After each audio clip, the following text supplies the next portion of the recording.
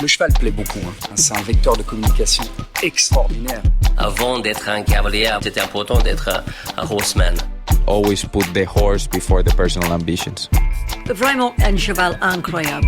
Voilà quelqu'un qui est champion olympique et qui n'est pas ordinaire. Sans remettre en question, il peut se servir des défaites pour être meilleur après. Ce feeling, je l'ai eu directement avec Caleb. On fait du haut niveau, il y a le côté financier, c'est comme ça. Aller en compétition parce qu'il est bon, pas parce qu'il paye une table. Moi, je veux pas courir mes chevaux pour l'argent. If you can do it in a way that doesn't take too much out of your horses. Quand on voit l'évolution en 10 ans de temps, qu'est-ce que ça va être dans 10 ans ? Pouvoir motiver les jeunes à aller au bout de leurs rêves. Forme de très très bons compétiteurs. Je ne vais pas dire que ça forme des hommes de chevaux. Pour moi, les bons moments, ils sont à venir. Aujourd'hui, réussir sa vie, c'est avoir la vie que l'on souhaite.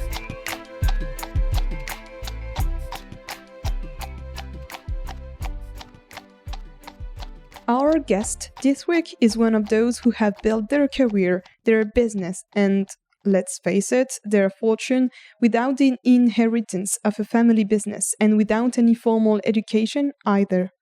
Enda Carroll left school early to embark on an adventure that turned out to be the best possible business training, far more successful and inspiring than any business school program. To work as Cian O'Connor's groom. But as you will understand, it's not just fortunate opportunities that have made Enda the wholesaler he is today. It's perhaps above all because he has been able to cultivate, to exploit and express his personal skills.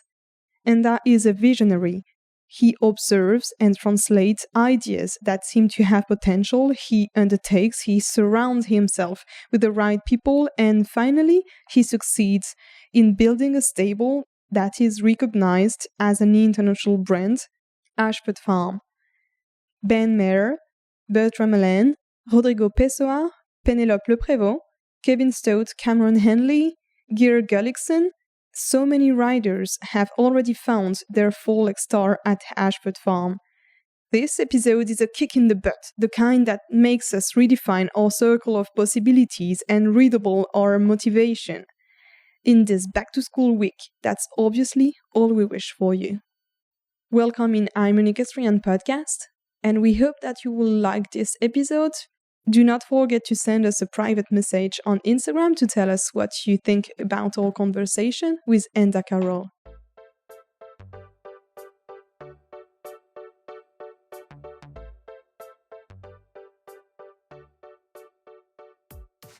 Enda, thank you so much. Thank you for welcoming us here at Ashford Farm. So it's 7 a.m. We finally made it. It was hard, but we found a way to meet you today to record this interview. So as you were saying, you're not really fond of interviews. When we prepared the whole conversation and the episode, we didn't find much about you on the internet, so I will have to ask you to introduce yourself, but I can already say that you founded Ashford Farm. We are here in Belgium. This place that was supposed to be a stable, I guess, at the beginning has turned into something like a village. When we came here, we were like, okay, which place is the right one, and we eventually understood that it's all of the place belongs to Ashford Farm. You're a horse dealer at the moment. I believe that's the way we can introduce you. And we know that in the past you started as a groom and you worked for Cian O'Connor.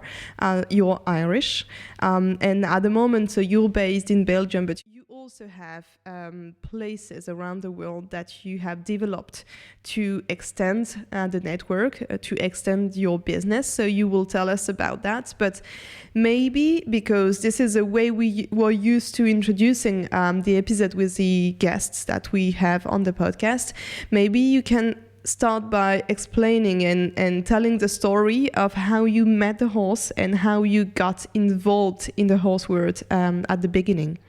Good morning, and thank you very much for coming. And I apologize for the hour that we have to do this interview, but I really appreciate that you're here, and I'm looking forward to this interview. Like I said, I am not very fond of interviews, but this one I'm really excited about. Thank you for that. So just to give a small memory of how we all started. In Ireland, it's very common and very normal to grow up around horses, some way or another. There's horses in everyone's sort of family or between the farming background and just the Irish culture in general. And I think that's why if you see all over the world, the Irish riders especially, they're so talented. I think at the moment there's 12 Irish riders in the top 100 of the world. Every week, if you see a 5-star Grand Prix, there's Irish doing well. So that's something I'm very proud of, the Irish culture in the equestrian. So that's great. So I was lucky enough from my family to get connected with horses, and I just really loved working with them. And it was an opportunity for me maybe to leave school, which I didn't really enjoy, and that was a difficult moment for my parents, which when their son says he wants to leave school at 13 years old, I'm sure it's a difficult situation for any parent, but they were amazing and supported my wishes, and only give me encouragement and pushed me in to follow what I wanted to do. And that snowballed quickly into, I got a job working for Cian O'Connor as a groom for one of his riders. And it was a huge eye-opener for me to really see how our sport is, how the industry is. And it was amazing. When I was 14, I traveled with Cian to the Sunshine Tour in Vaher.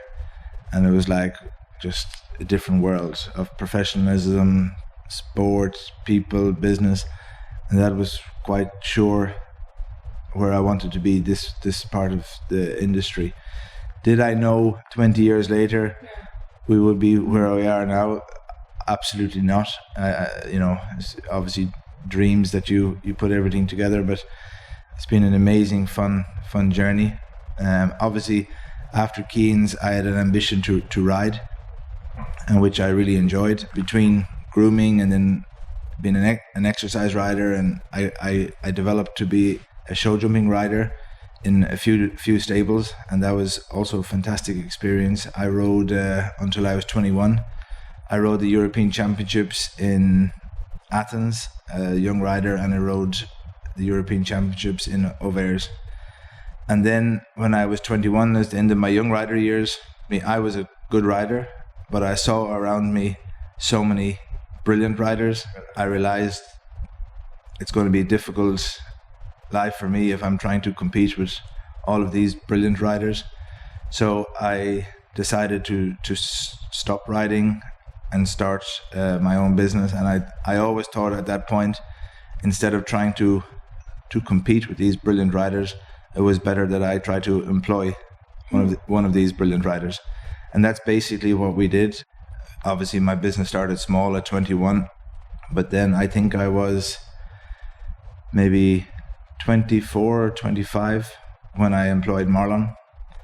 And to get a rider like that it's a dream for any stable. So that, I think that was also a big step in the growth of Ashford at the speed that we grew, to have such a talent, such a horseman as our rider.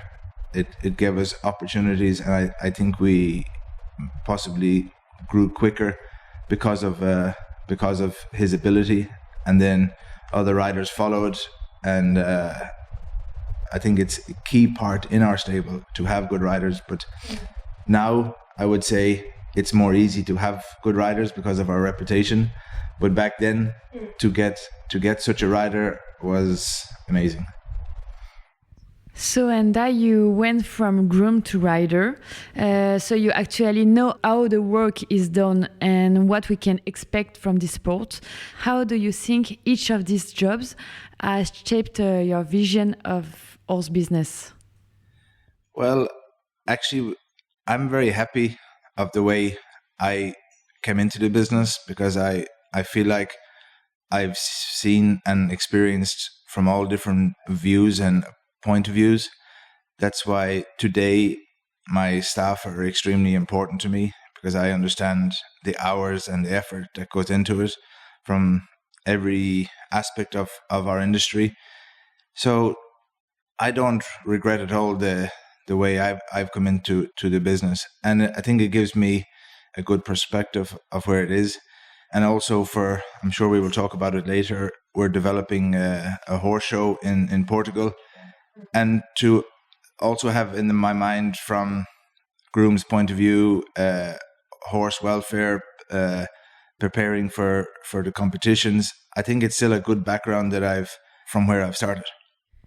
And you started with no less than Cian O'Connor. I mean, we met and recorded an episode with Cian, and we were struck by the way he frames and structures everything around him. It's really so tight, so clever, so smart, the way he thinks, the way he just built the stables. Everything was, not up to hazard or just let's do that way. Everything has a reason to be. And it's not only a business lesson when we meet Cian, but it's also that like the kind of person that's able to lift you up. We were inspired by his determination, but by his vision. And I mean, the next day you just wake up and you want to do more, Is this the way you lived the experience with Cian? Would you believe that he had a huge influence on the way you are working now?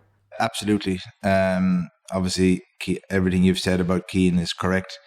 His vision and his attention to detail is incredible, absolutely incredible.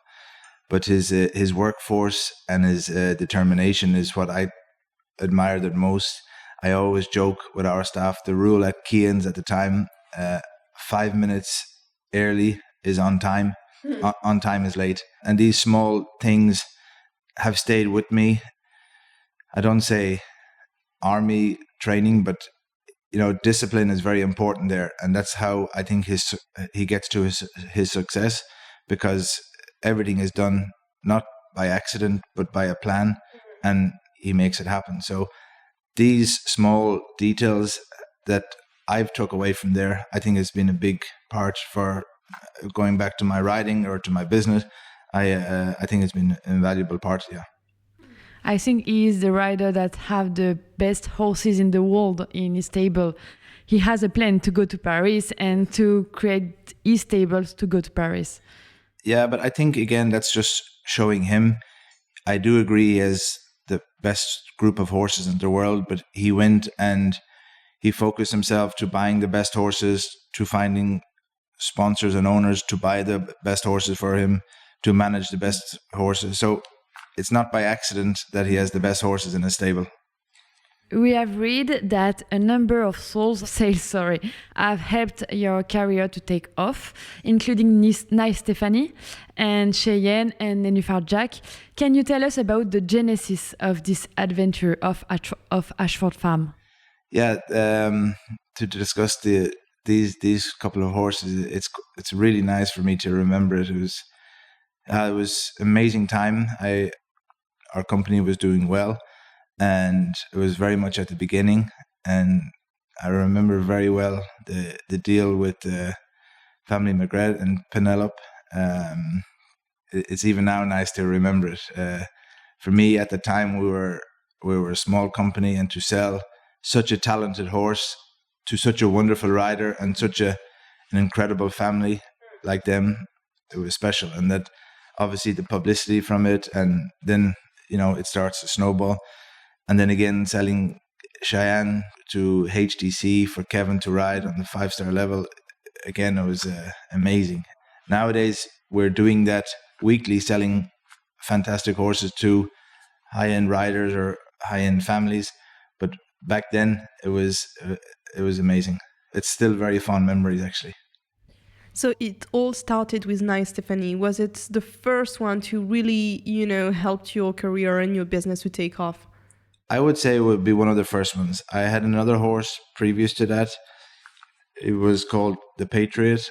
It was my first sort of bigger sale to America, to the Porter family. That was definitely my first bigger sale, but the most high-profile sale would have been Nice Stephanie. So you could consider that. And the nice thing about Nice Stephanie, it was one of the first horses. It was the first horse I bought in partnership with Jos Lansing, a partner of mine. And Nice Stephanie, we sold, I think, maybe 12 or 13 years ago. And my Jos and me are still extremely close partners with a range of, I think, 10 or 20 horses in partnership. So I'm very, very proud of the fact that that relationship is still going very strong. Well, in the unique article we found about you, you said in Grand Prix, you also said that your success is due to 30 persons and that all of these persons have helped you be where you are today. Would you say that you are acting as a unifying force? And also, can you tell us about those 30 people? Who are they, and to what extent did they shape the career and the path that you then followed? Yeah, to be honest, it's a difficult one to name the people because I don't want to leave anybody out. But I've been extremely, extremely fortunate through my whole, even from my starting with Cian to my next job.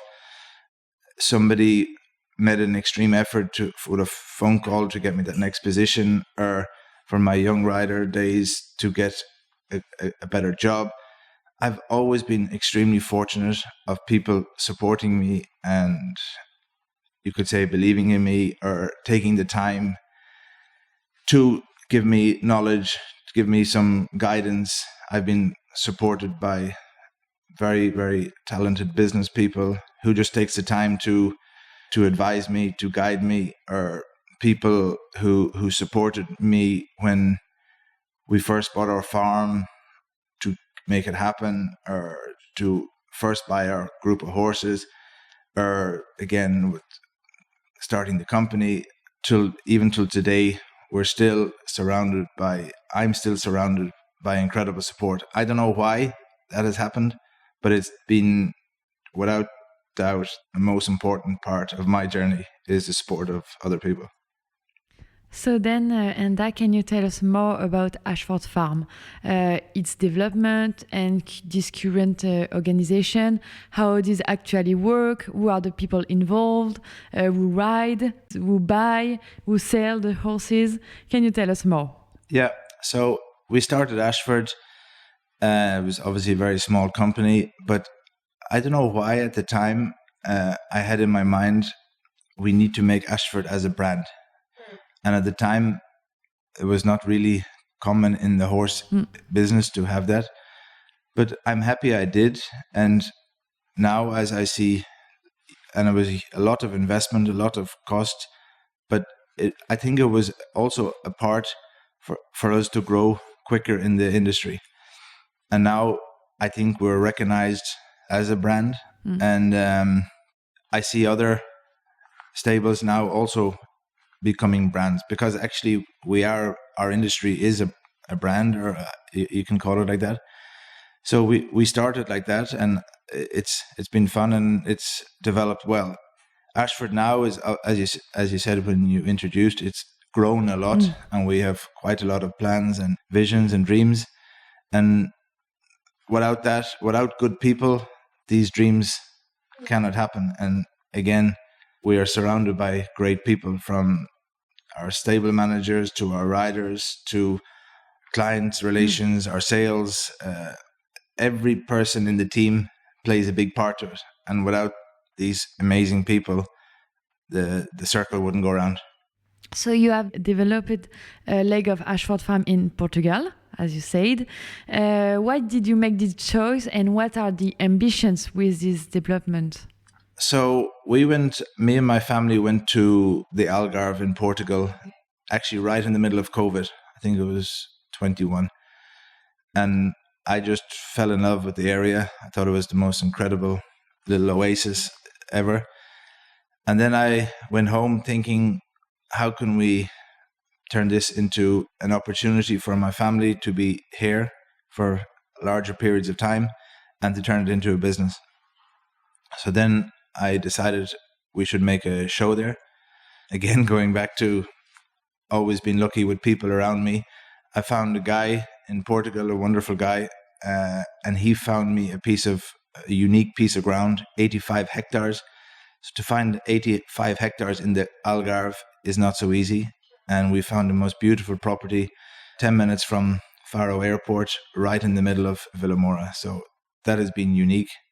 Now our dream is to be able to welcome other families, other professionals with families, to come to be able to operate their business and enjoy what we enjoyed as our family did, that the whole equestrian community can come and enjoy 1 month, 3 months, 6 months, and be able to operate that's for me the most important, that they can operate their business from this beautiful location.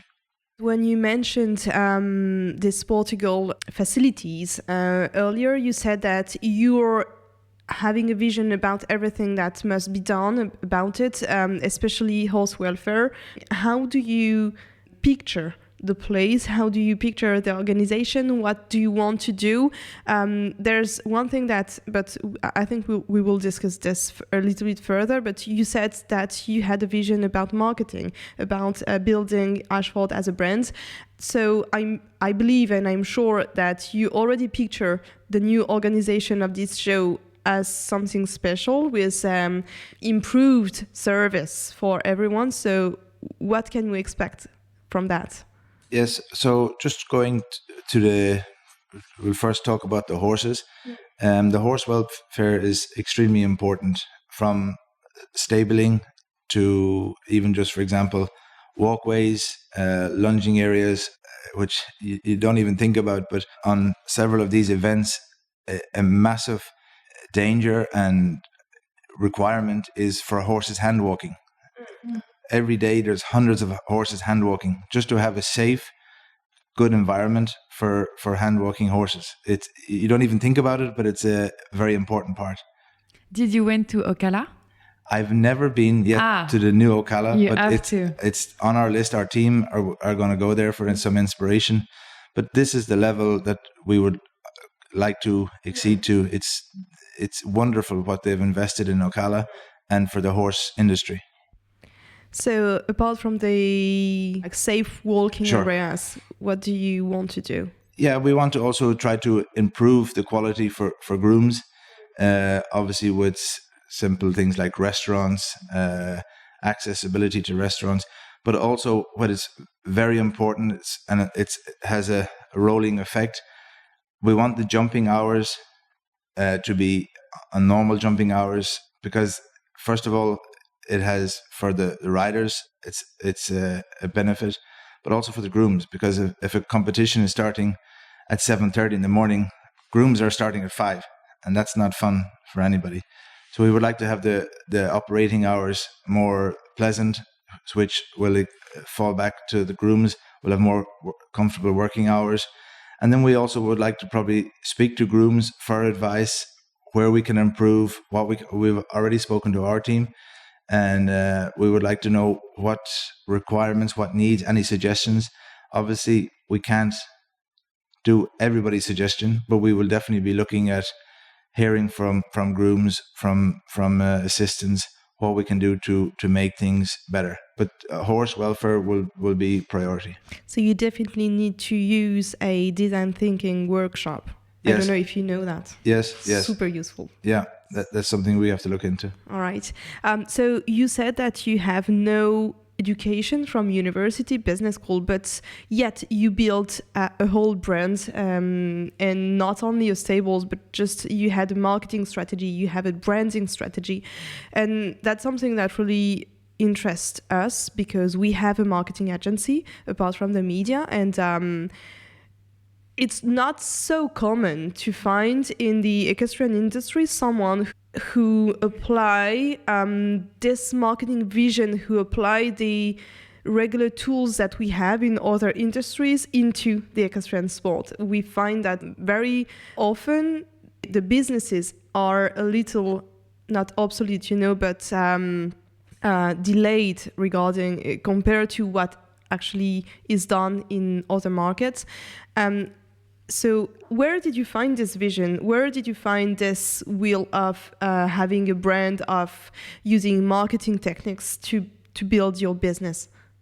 Yeah, that's a good question. And like you said, I'm not educated in that background, but I have a thing where I get a small idea or get a small vision maybe, or something pops into my head. And then I'm, again, like I told you, I'm surrounded by such good people. They bring my madness to reality.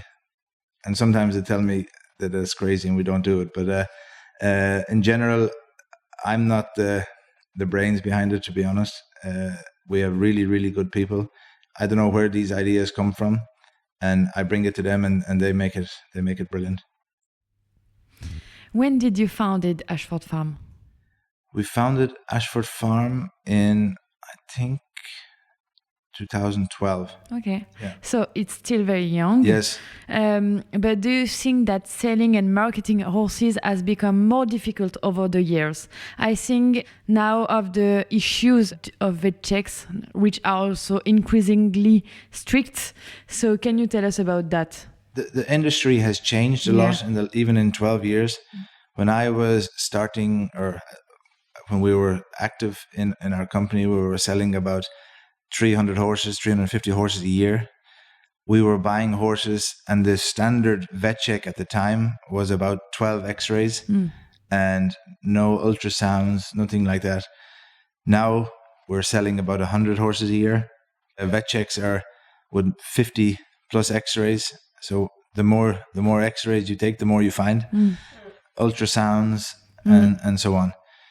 But the whole industry has changed. The market has changed. We're for everybody, not just for Ashford Farm. The financial point has also changed.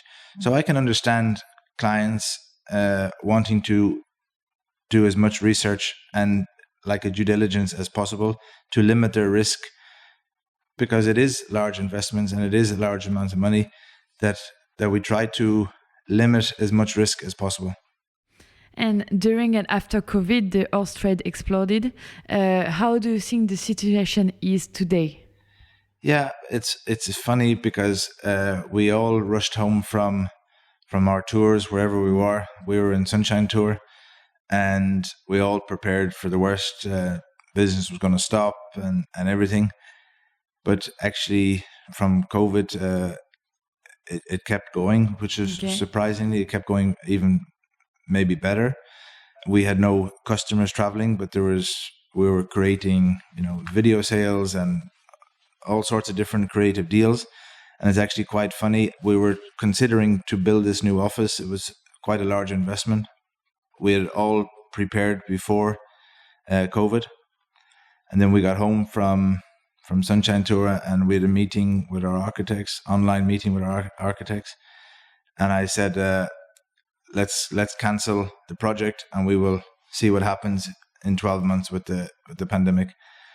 And then I went to sleep that night. I couldn't sleep. I called everybody in the morning. I said, actually, let's do it now. My thinking was, because it's a large construction next to both of our indoor and our outdoor arena, at least it's a good time to build it if we have no clients visiting.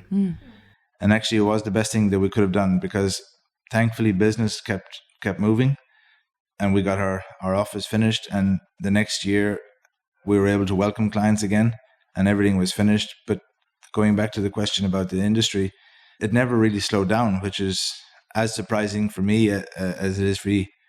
What's the forecast for the next coming years? Because can it keeps increase like it is at the moment, or do you think that at some point the top sports business will start to slow down or even to drop a little bit? Yeah, that's a very good question. Don't know the answer. If I did, I'd be super happy.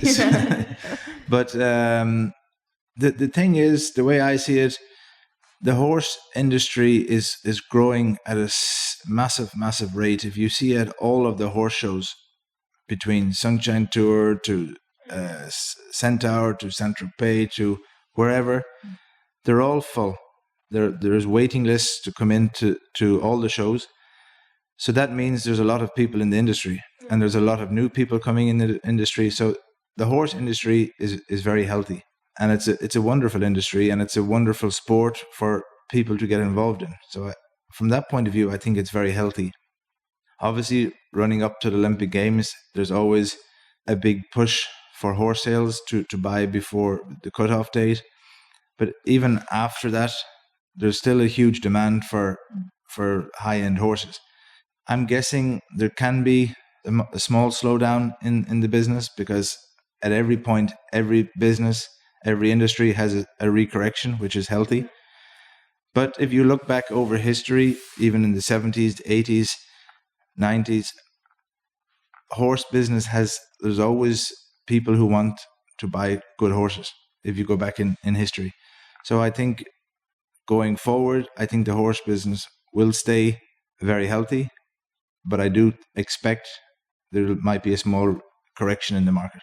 Do you know Eric Navet? Yeah, of course we do. Yes. Yeah, we met Eric Navet 2 years ago now in Wellington, and we talked with him in the episode about the fact that back in the time when he was a young rider, so a couple of decades ago, you could find a very good horse, from a breeder, and just develop the horse and just ride Grand Prix and even championships, like he did, for example, with Quito. And at the moment, it's harder to find a good horse, to be able to develop it. So it's less about hazard, or, it's not something that can come into your life. I just meet this horse and I will be able to ride Grand Prix. You have to be wealthy, or you have to have a good support. You have to ride for someone who is able to buy the horse.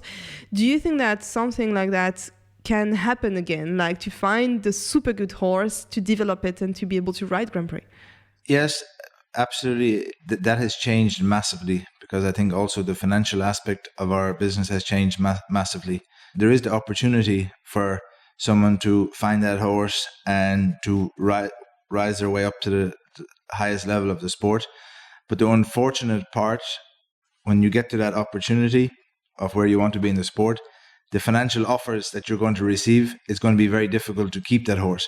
But I had a very, very great conversations with Eric Levallois, and he spoke to me about Diamant and his father just refusing all these offers and just keeping it for Eric's sport.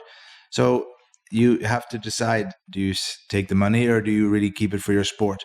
But going back to what you said also about getting into the sport now, for sure it's more difficult, because, for example, 20 years ago when I was a young rider, there was plenty of riding jobs. That's more difficult now. But you see it over and over again. The super talented, the super hardworking still finds their way to the top. Just if you look at last week in Miami, Michael Duffy from the same village as me in Ireland, normal background, great support from his parents, but no huge financial impact on his career. But he still got there. And there's plenty of other stories of Richard Vogel. That's a wonderful example. Funny story of Richard Vogel. He was here maybe 10 years ago for like a few weeks work experience through his uncle, Richard Groom. I'd called his uncle. I said, I think he should go back to school. I don't think he's going to make it as a rider. That's really true. That's a wonderful example. He just worked and focused and trained and committed, and all the failures, he just kept pushing through, and look at him now. So that's a great example. Yeah. What do you think are the most important qualities a horse dealer needs to have in order to earn the trust of his customers? I am asking this question because we are near Torrent-Guillet, and I know that his after-sales service is incredible. I think that it's one of the keys. Yes, Lauren is a wonderful guy, and a guy that we do business with. But I really admire him and respect him. But going back to your question, we're dealing with people all over the world, but we're selling, you could say, on average 100 horses a year. So we need to try to have researched our horses, trained our horses, know our horses, but then also we need to know our clients. And that's where we're very lucky, because we have a lot of returning clients, so we know what their needs are. So we try to match the right horse with the right person. But even with the best of research and the best of experience with our clients, some partnerships don't work, or some horses don't suit, or injuries, or so on. So it's very important that we're there for our clients, after sales service, to even, it can be something small as helping them with their horse or giving them some advice, and that opens the key for that partnership to work. Or if there's something else not working, that we're there with a solution to maybe exchange for another horse. But our clients are our priority, and their enjoyment and their success with their horses is our priority. So we have to be there for our clients to make sure everything goes well. And I've really pushed this from day one, or you can say from going back to Nice Stephanie. Our references, our horses that we've sold, is our image, our brand, our everything. So that's, if we don't have wonderful success stories or references, we won't have the future business. So our references and our horse sales that we've sold are our biggest priority. So from that little village in Ireland to Cian O'Connor's place to here, and to seeing all the horses you've sold at the Olympics, would you say that you're living the Irish American dream? I'm definitely living the dream. Yeah. I don't know which dream I'm living, but I'm definitely living the dream. I feel so privileged what the horse industry has brought to my life. It's amazing. All the people that I've had the opportunity to work with, and to see different things grow, see how this company has grown, see our future plans, what we have envisioned grow. And this is all because of horses. So I'm extremely fortunate for that. We heard yesterday from Lara Triba, who trains with Marlon Tanatelli, that Belgium is really the heart of sport. It's where everything happens. Would you agree with that? I wouldn't say it's where everything happens, because that would be unfair. But it's definitely become the central hub of Europe. Geographically, it also makes sense. Belgium is right in the center. But this little region of ours, Limburg of Belgium, has in the last 10 years grown massively in the horse industry. From where we are right now at Ashford Farm, you're in 15 minutes in Centaur Park, 15 minutes in Valkenswaard Global Championship, 45 minutes in Pilbergen, 1 hour in Lier. So these are all wonderful facilities built around us. And then there's also world champion Jos Lansing, 15 minutes from here, Ludo Philip Parts. So the community is depth in professional horse people. You said 4 years ago in this unique article in Grand Prix, I don't really have any 5 years plans or big projects on the go. I had really like Ashford Farm to remain a peaceful place where everyone is proud to work for a brand we've created. Today, few years later, do you have any 5 or 10 years plan, or do you still live from day to day? Obviously, as the company gets bigger, we need to put more structure and more plans. My biggest plan is not to annoy my wife with too many big projects. But it's not that we have 5 or 10 year plans to grow and grow and grow. But as opportunities arrive, we're ambitious and we want to take them and we want to do them. So at the moment, we have plans of obviously Portugal. We have just purchased our neighboring farm, and we would like to make a small academy there for students, for rental business, for breeding. It's going to be a large facility where we'll have all of Ashford breeding horses there, and some accommodation for training and developing, we hope, super young talents. So that's on the plans. And I think just continue to grow Ashford Farm, the stable, and keep developing. So you also breed horses. Yes. Is this because you believe that buying horses has become more difficult, so then you need to breed them? Or is this because you really like to invest time and energy and thinking into the breeding? Yeah, I don't think it's because of it's easier than buying them. I think breeding is very important, because without breeding, there's no new horses coming. I enjoy it. We've had some wonderful mares that we sold to close clients of ours and have returned in partnership after their careers for breeding. So that's really a pleasure, and it's fun. And then we've had some great mares that maybe got injured or so on. So when you're working closely with horses that you have an attachment to, it makes it fun. So we're only a couple of weeks away from Paris. I'd like you to place your bets. Like, who would you say will be the 3 couples on the podium? Show jumping. Okay. I think Ben Maher would have to be a strong bet at the moment. He is a wonderful rider, got great experience, and his horses are in super shape. Henrik van Eckermann also, and I'm not just going off the world. Still is amazing. Yeah, I'm not going off the world ranking, but just from riding and horsepower, and so it's hard to bet against him. And the ability he has to bring the horse to be ready at a very special moment. But that's again like what I said about Cian. Henrik is a wonderful, wonderful athlete, but organized, disciplined, perfectionist. So it's not it doesn't happen by accident that he's world number 1 for I think 23 months, or that he wins all these titles. He does it because he just has everything so structured, his discipline on himself, on his horses. So and same with Ben Maher, these guys don't surprise me when they are world number 1, because their organization is just so perfect. And the third one? And the third one, let's see, the third one. An Irish. Yeah, definitely. Let's put our money on Cian. Okay. And what do you think are the best horses on the market today? On the market? Not for sale. No, for sport. I was going to say, because I think the best horses are not on the market. Obviously, King Edward is a wonderful horse. It's really a wonderful horse.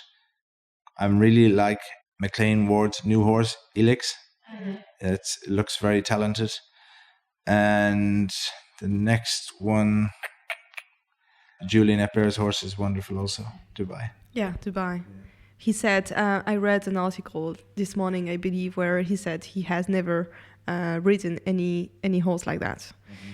I have one last question, because at the very beginning of our conversation, you said that when you first sold Nice Stephanie, it was like the first sale with such a scope horse, and it was very significant in your career. And that at the moment, and that now you sell horses like that every week, but are you getting used to this feeling of selling a super horse to a super rider? Or do you think that you can get like not bored, but you can at some point forget how special this is for you? And it's a very nice question. But the beautiful thing about what we're doing, we're weekly or monthly meeting wonderful individuals, either a top rider such as, for example, Cian O'Connor or Henrik van Eckermann. And so when they come to test their horse or try a horse, that every time is a wonderful experience, because you're meeting somebody very, very interesting, very smart, and then you're trying to see if this connection with the horse is a match. Or on the other side, if it's to an amateur, it's coming from a different world. So that's also a wonderful experience, meeting that person. So I would say each sale or each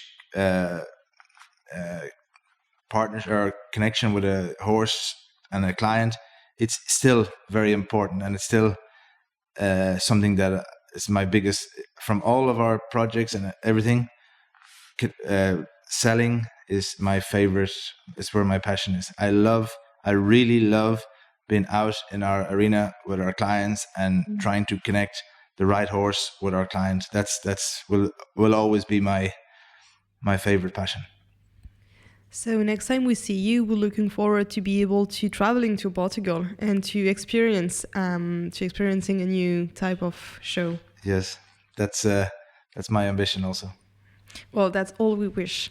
Thank you so much, Enda, for this time with you, for this very early morning at the stables, and thank you for sharing so many insights from your world. It's been really a pleasure. Thank you.